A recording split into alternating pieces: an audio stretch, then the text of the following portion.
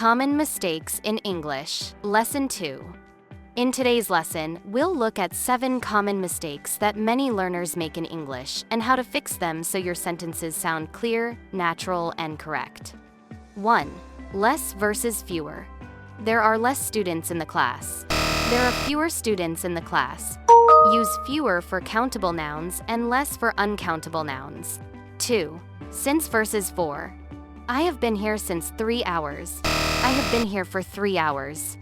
Use since with a starting point, for with duration. 3. Wrong use of articles, a and an. She is an honest girl. She is an honest girl.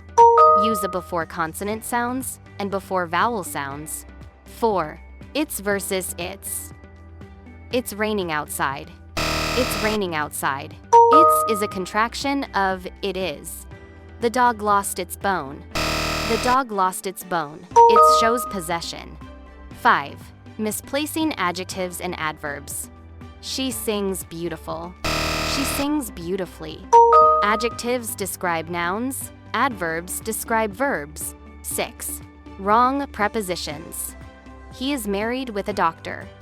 He is married to a doctor. 7. Uncountable nouns. She gave me many advices. She gave me much advice.